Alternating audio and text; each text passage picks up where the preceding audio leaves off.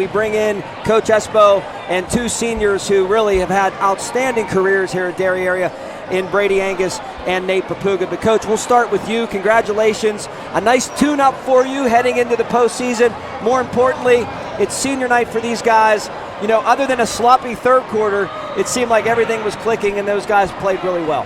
Well, thanks, John. We came out. We came out hot. We came out and we got off to a good start. We were shooting the ball well. First quarter we almost played near flawless in the first quarter. Aside from defense, we let open shooters, and I told you this afternoon that they have shooters, and you know we had to be cautious of letting open shooters on the arc, and I thought we did that way too much in the first half. 13 wins this season, and I know early on you had said you needed more production out of more people. These guys give you a lot of production. Other guys had to step up. That's kind of been the way it's been. They did their thing tonight. I'm talking Brady and Nate, but other guys like Braden Robinson stepped in and did his thing. And Stan wasn't playing his normal game tonight, but then he picked it up later on. That's what you need to do as you head into the postseason, right? Exactly. We need more bodies on the floor, but I can't say enough about Brady and Nate. You know, these two undoubtedly are the two best leaders I've ever had. They hold each other accountable, they hold their teammates accountable, and they hold me accountable as well. Brady points things out in practice that, you know, sometimes I'm wrong and he points it out, but that's Brady, right? But you know, we know what we're going to get out of Brady and Nate every night. You know, but we're starting to. B-Rob's coming around. He's been playing well for us in the minutes that he's getting. Colin does some nice things when he's in there, but I can't say enough how unselfish we are. You know, Nate is a pure scorer. He has that mentality, and scores may force one or two a game. Never had to talk to Nate about slowing down and not forcing. Brady he's such a gutsy kid. He plays with a lot of grit. Severe shin splints, a turned ankle. I mean, the shin splints have been all season to the point where he doesn't practice a lot. Right. But to gut it out the way he does, you know, he's tough as nails. And he turned his ankle at Shadyside and he went right back in. But we are starting to get some good production out of Braden and Colin. Roman tonight hasn't played in 2 weeks because of a concussion. We've been banged up pretty much. And I don't know how many he had, 6 or 8. Double figures on senior night. He had 10. Good for Roman. Yeah. You know, he got cleared at like 3 o'clock this afternoon to play. So I'm happy for Roman. I'm happy Roman came back to our program. He's a good athlete that we can, you know, use his minutes as well. I know I've known you for a long time, obviously. I know you've coached for a long time.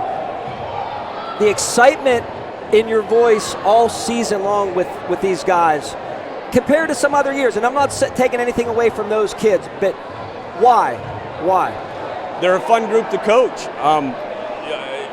These two put a lot of work in over the years. In their 4-year career, they've been 3-year starters, and it's ironic you asked me that question because during the JV game, Coach Poe and I are sitting there watching, and I said, Poe, you know what? I don't want to stop playing on this court with this team. It's just they're a lot of fun because they allow it. Like we're not always laughing and all that, and they'll probably tell you I hardly ever laugh. Sure. But they're just fun because we know what we're going to get. Our guys play hard, and it starts with these two at the top. Finally, Coach, you move on to the postseason. I know you have a little bit of time to practice and work toward that. What are you thinking? Does it really matter? I mean, you guys came into Tuesday's game 4 in a row. You lost that one, but then you bounced back tonight. So that's 8 of your last 10 to end the season. Pretty darn impressive. Now you get to move to the postseason where it all matters. Well, thank you. In the second round of section, we've been playing pretty good basketball. We've been playing very well. We're what are we? 4-2 to second round of section, and that's a 2-point loss at Deer Lakes. Correct. With 4 starters fouling out and another player fouling out. If we get that Deer Lakes game, you know, we're sitting in a little better position. Shadyside, when we cut it to 6 in the second half or in the fourth quarter, I thought, you know, we needed a stop and a bucket, and we're right there. So, you know, I told the guys before we came out for the game, I said, I love playoff practices. We got some things to put in for the playoffs, and we're just going to go at it. We're going to battle each other in practice, but we're also going to enjoy it too. You got to enjoy the ride. You got to enjoy the dance. You know, we're gonna try to keep as many quarters in our pocket that we can, and to advance each round and put it in a jukebox and keep dancing. Yep. And finally, Coach, I know we're going to talk to Brady and Nate, but your son Heath was recognized on senior night. I know he's not one for the flair. He doesn't really like to come out. You have to kind of grab him and bring him through. But just talk about your time with him and being able to walk through there. You can't do that to me right now, but you know,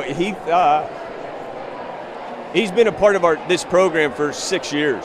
Yep. He came, when I came back, he came with me as a manager, but he does things at practice for us. He keeps practice moving, running the clock. Sometimes we got to wake him up, you know, because it gets boring over there. Sure. But I just cherished every minute I had with him on the court, and